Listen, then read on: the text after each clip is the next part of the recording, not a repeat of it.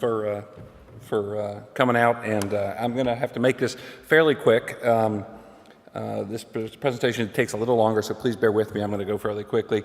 As Tomas said, my name's Adam Cohen, and I was one of the first Passive House certified folks in the U.S., and immediately I saw the application to commercial construction just made so much sense. Now in the U.S. we don't have the kind of regulations they have in the U.K. or in Ireland, so I've got a different case to make, and let me see, how do I make this thing go forward? There we go. So you guys here that are sitting in this room know where we're going, right? Everybody here is pretty clear that we're going to end up in an area that's pretty different from where we are now, but everybody here has that center, right? We all see the golden, that we can have something on the horizon. I personally don't think we're going to make the changes we need to make. I just don't think we have it within our political guts to do it. So I've been advocating for the last number of years that we get active. We can be active now or we could be reactive later. I'm pushing people towards the active now. So I'm going to specifically talk about the U.S. because the U.S. is it's a little different animal than the EU. You guys really bought into the Kyoto Protocol. You understand climate change. We actually have states that are legislating it so that schools can teach creationism on par with evolution, and they can teach climate change denial on par with the science of climate change. So we're going backwards in the U.S.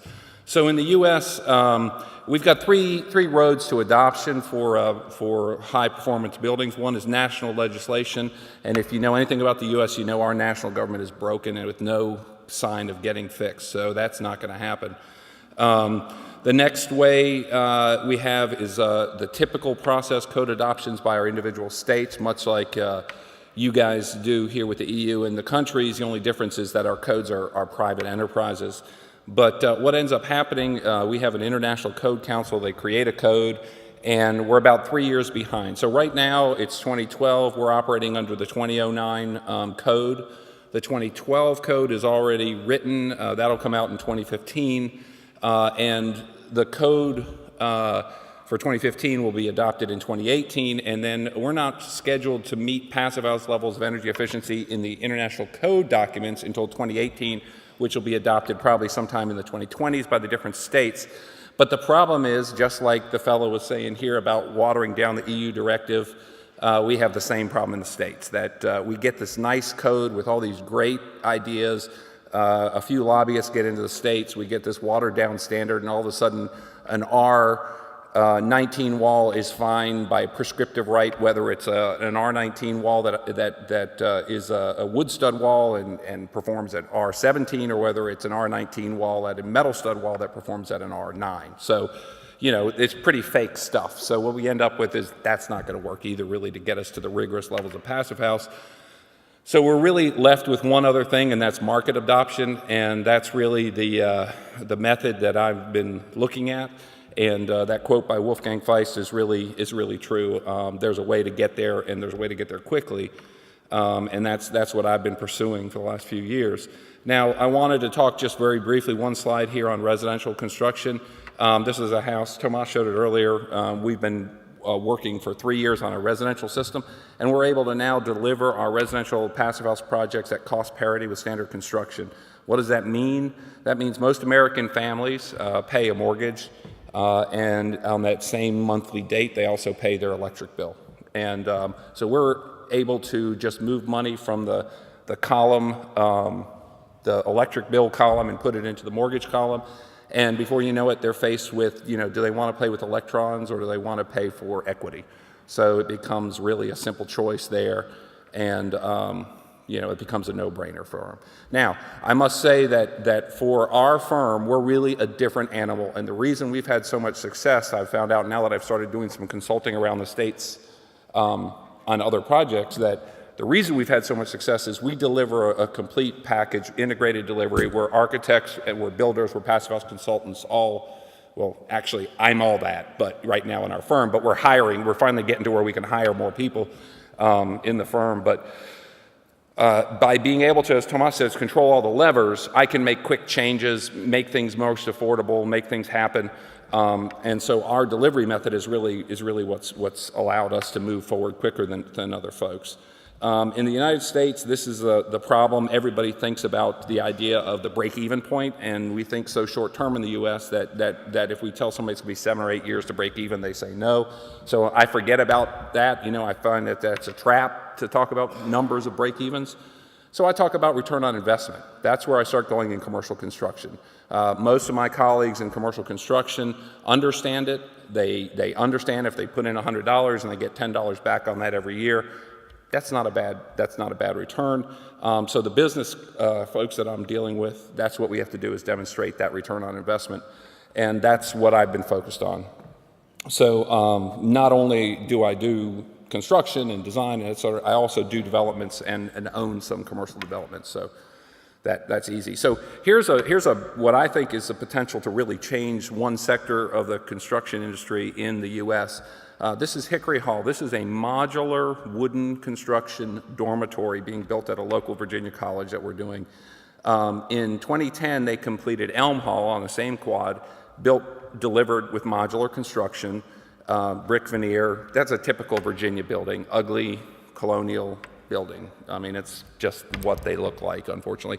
And so when we are doing Hickory Hall, which is now under construction, Hickory Hall is, we had to use the same design, we had to use the same construction techniques, everything had to be the same. Now, we didn't use the same windows, we used the Munster joinery windows, and just putting the windows in made a 25% reduction in our heating demand. It was amazing. That's how bad the windows we use in the U.S. are.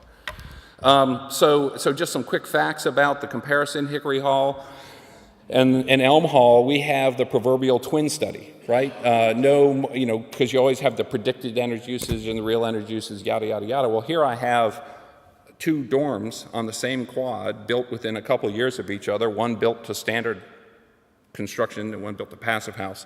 So we're predicting about a 60% energy savings on this, and we'll see what we get. But this really does have the potential to in a year and a half from now, when we start getting the full years of data, really change the way people are doing things. And I hope so for our demonstrated differences. Here's a quick comparison of construction techniques or differences in the windows, doors, U values, et cetera. Look at the heating load. 50,000 BTUs in our Hickory Hall, 570,000 BTUs in Elm Hall. 90% plus reduction. And the installed heating capacity, half of that heating capacity is the domestic hot water that we installed. So it's interesting seeing that. Here's a typical thing. Okay, here's our cooling load, and it's one thing that you guys don't do that we do. We have cold and we have humidity. Okay, 2 things that we deal with. The funny thing is, typical American engineer, on Elm Hall, they had a calculated load of 32 tons, so what did they do? They put in 68 tons, right? Typical American. We'll spend double the amount on the equipment, and then we'll cut its life short by short cycling it. It's just, I was at a presentation, and an engineer got up and said, well, they don't sue you for overperformance. I said, right. So we calculated 14 tons of cooling, we installed 14 tons of cooling, because we trust our numbers. This is compared to standard construction in the U.S. We're going to be seeing about a 74% reduction. We're about 60% over Elm Hall. It was interesting. I was telling Tomas on the way here that we were looking at the different loads once we took out our heating and cooling, and in the plug loads and drying, washing, drying, half of the loading in this building in the plug loads, which is about 33% of our loads, were in clothes, drying, and washing. Okay, and I was telling Tomas, by controlling the levers, I was able to change the mechanical system 2 or 3 times during the design by just making the decision, right? Because I control all those levers. It took me a month to convince the college to change from a 600 RPM washer to a 1200 RPM washer. I couldn't believe that they were having a hard time wrapping their mind around the fact that if it spins faster, it has less water and it takes quicker to dry, but that's them. So here's a quick comparison. We're 3716 square meters. The premium for Passive House on this building was 174,000 euro. Just to give you a scale, the Elm Hall project built in 2010 was delivered for $4.5 million, and the Hickory Hall there is being delivered for $4.73 million. So the cost was less than 5%. And I agree with you. You can deliver at no cost when you cost a budget, but you can't deliver the same building at no cost. You can't deliver the same design at no cost, Passive House versus standard construction. So what I've done is, I've averaged this out for the U.S. I use the U.S. Energy Information Agency's cost per kilowatt hour of 8.7 euros cents, and the U.S. average energy inflation of 2%, which is after the last 30 years. I kind of doubt that we're going to continue on 2% for the next 30, but I just projected it forward using the Energy Information Agency information. And I look at two different numbers when I present this. The first number is the annual ROI, or what your return on investment is at a snapshot, and then at that year. And then the lower number is what your return on investment is over time. So if you annualize all that back as if it was a steady return over time, and you see in year one, I can't read that, but it's 8.82% investment, return on investment. And as time goes on, and they've got dorms at this college that are 100 years old, so I cast it out to 40 years. We're not used to thinking like that in the U.S. By year 40, they're at 19% return on investment, so they've got an increasing annuity over time for their college. And if they annualize that back, they're at 13%. Pretty good. In fact, my partner is working on a scheme. My partner is a businessman. He's working on a scheme right now we're working with a 10,000 square foot medical clinic where the way we're proposing it is they're going to pay us the same amount that they would pay for a standard building. We're going to pay the premium for the Passive House, and then they're going to pay us for their energy over the next 20 years. And we're going to make actually a 10% return on our money, which increases over time. And then at the end of 20 years, they get the building and they pay the energy cost. So, we're, so to speak, putting our money where our mouth is, but we think of it as a no-brainer investment, really. And that represents about a 930,000 euro savings to the college over 40 years. So significant investment and savings. So it's a pretty easy case to make for an end user like a college, right? Because they're gonna use it. They're gonna pay the energy on it. A little harder, and I'm having a hard time making that kind of argument to apartment owners, people that are selling, not paying the energy bills. Tomas showed a picture of this building.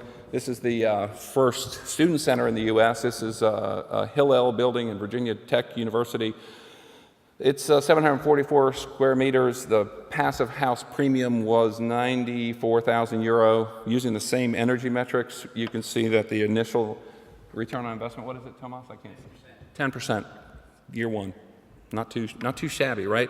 And if you cast that out over 40 years, they're at 22% over 40 years, 15% annualized. Okay, for a nonprofit on a tight budget, that's just a lot of money to run their operations with. And they've saved some number I can't read, but I think it's about 400,000 euro over those 40 years. They'll definitely own it for 40 years. So once again, not a hard argument to make and to win. This is a first ever. This is a dental clinic built to Passive House standards. We're working with PHI for some prototype certification on this because there's high process energy. The Passive House premium on this building was $58,000 or 44,000 euro. This building's interesting because it's a dental practice 30 years old and it's changing generations. So one dentist is already retired. His son is taking over. The second dentist is going to be retiring in a year. His daughter's taking over. The other dentist has about 10 more years to practice. And the second dentist, Randy, said to me, if I was selling this practice in 5 or 6 years, I wouldn't do this. But this is for my kids. I mean, it's about time we all start thinking that way, right? That it's all for all the kids are all our kids. So let's think about the next generation. In the U.S., we don't do that. But this is based on just heating and cooling savings. We didn't actually factor in any process energy savings because in the time we were still working with PHI on our kind of best practices in the dental equipment. But we're starting at about a 7.5% return on investment. and this return on investment goes up to 16%. Now, when you look at this, the other nice piece about it is you're saving energy, so this is all non-taxable, right? So you're saving lots of money. I like to tell people, where can you put your money and get that kind of return that's non-taxable these days? In the U.S., not many places. Unless you're a big corporation, then you don't pay taxes. And that's going to save the kids about 200 and some thousand euro. This is our school. This was the first public school in the U.S. This was a demonstration project, small freestanding school for advanced study environmental science kids. And this was not just a passive house. This actually was in planning for 7 years before we actually built it. It's a complete sustainable LEED platinum. It's got every bell and whistle we could throw at it: rainwater, gray water, FSC materials, natural plasters, different systems, monitoring, green roof. I mean, if it could be thrown at it, we did. But the passive house premium on this project was $25,000. And looking at that, the return the first year was 9% roughly. And over the course of 20 years, that climbs up to almost 20%. So once again, not a hard case to make to an end user. And in the U.S., making this case is much easier. I mean, this is really the only way I'm going to get market adoption or any kind of adoption. For me, in Virginia, if I start talking about things like it's good for the environment and we have better indoor air quality, all that kind of stuff, people glaze over, they walk out of the room, or they stand up and challenge me about, what do you mean there's no such thing as climate change? So I'm in a little different environment than you guys. All right, so this I'm including just because it's fun. We have the first year's data back on our school. The 31,000 kilowatts is what we would have predicted a standard building to use. We predicted we'd use 10,600, and we actually used 10,050. If you actually looked on the meter, it says we used 6,800, but that's because we had some feed-in, we had some PV. That was our gross usage. So we used 6% less than we predicted. I don't know why it should be a surprise to anyone, because we've got so much good data for Europe, but for some reason in the US, they think that your electrons spin a different way. So, we have to prove it with our American electrons. So that's what we're in the process of doing. I think we're right on the edge. I think another few years and it'll start going once we get this data. I threw this in for fun too. Part of the LEED process, we have to do what's called a thermal comfort survey, where you after the first year, you poll the occupants. And this is the first one I've ever got back where there was no dissatisfied people at all. There were some neutrals. Most people were satisfied with all the different components of temperature, humidity, airspeed, et cetera. So no dissatisfied. That's pretty good. 0 dissatisfied. So commercial passive house, it's pretty exciting stuff, right? We've got this great opportunity because of the demonstrated ability for us to be able to deliver a great return on investment. We should be able to deliver all these really super cool buildings that save all kinds of money. And so we all should be, jumping for joy, right? We all should be really, really happy. And we have no place to go up, right? So we're really excited, right? Well, I'm going to tell you about the reality of the U.S. Well, much like the $6 million man, we have better technology, right? We've got the new building science, 30 years. I was somebody 30 years ago, thought we were going to be building green building. Well, it wasn't green, it was alternative construction. I thought that's the only way anybody's going to ever build. See where we are now. I also will admit I was one of those people 30 years ago that built highly insulated houses and had it melt on me and had to go back and repair it and said, I'll never do that again. Then I discovered passive. I said, they figured it out. So now we got a lot better technologies and we have a better understanding of building physics and how it works in high performance. We also have a lot better computing power, so we're able to do all kinds of cool finite element analysis that we didn't have before. And so we've got all these new cool programs, all this new cool technology, right? But we got to be careful because we got to remember there's a dark side of technology. And with a dark side of technology is, garbage in, garbage out. You don't understand it. You put the bad thing. The good thing about PHPP is that it gave a tool to all these different people who have never done energy modeling before to do energy modeling. And that's also the bad side of the PHPP, is that it gave a tool to people who had never done energy modeling before, the ability to do energy modeling. The residential market, it's a little bit different, but when you get into commercial, the PHPP really has a lot of limitations for commercial design, that you really need to have a good understanding of energy modeling and what goes into energy modeling in order to come out with a successful commercial project. John, you probably know that. Okay, I'm going to have to really speed it up here. So we're happy cowboys, right? We want to go out and start talking about things, but we got to remember there's always a bad cowboy in the bunch. So basically my message to all you guys is we got to shovel a lot of crap, you know? We got to do our work. We don't want to end up back in the 70s where we built a lot of buildings and some performed and some don't. You know, we got to work with caution and remember that, you know, in Austria, they build 6,000 buildings. They got 1 or 2 or 10 that are not performing, big deal, right? In the US or in Ireland, where you're just starting with the commercial, you build 10 buildings and one of them doesn't perform, and all of a sudden, guess which one gets the press, right? So what do we got to do? We just got to use our brains. The very first thing you have to do is to realize that Europe and the United States are different, right? That in Europe, you guys have a comfort zone difference of 15-degree delta between winter and summer, right? So in winter you wear a little bit of wool, in summer you wear light clothes. In the U.S., we expect that in the wintertime it's going to be 72 degrees inside, and in the summertime it's going to be 70 degrees inside. We have a much smaller tolerance. So as a designer, that's the very first thing you got to understand is that the PHPP is designed for European sensibility, and you've got to convert that over to the U.S. That's been a hard thing. The other thing is that Europe and U.S. has completely different, not very different climate zones, and the other thing that we have is humidity, right? So that's something that you guys really don't deal with, but the majority of the U.S. does deal with, except for the kind of the middle of the country over. So a huge section of the population, certainly where I am, deal with that. And then as you're doing your designs, you have to kind of focus. As you do high-performance buildings, you get to realize that the building envelope becomes almost neutral in the equation, and the occupancy and the use of the building is really what drives your mechanical systems. The mechanical systems are a particular passion of mine in the passive house high-performance world, and so that you really get into a lot deeper analysis of how the building is going to be used to properly design the systems to be able to work with U.S. sensibilities. So what's the issue, right? What am I getting at here? Well, what I'm getting at is there have been a lot of really, really good ideas in the world that really never really quite got there. And having been involved in the alternative building community for a long time, back in the 80s, I thought that that this was going to happen, right? You know, we were really going to build off-grid. I was building off-grid houses back in 1980, late 70s. People live in those houses here 30 years later, they've never paid an electric bill. I thought that's the only way people were going to ever build, right? Well, that didn't happen.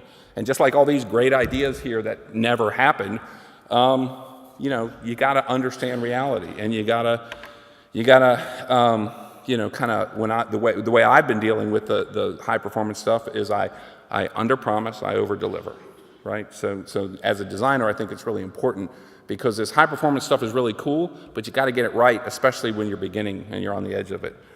So my message to all you guys is, you know, don't find yourself in this little box. Don't let the PHPP or any other kind of checklist type program box you in.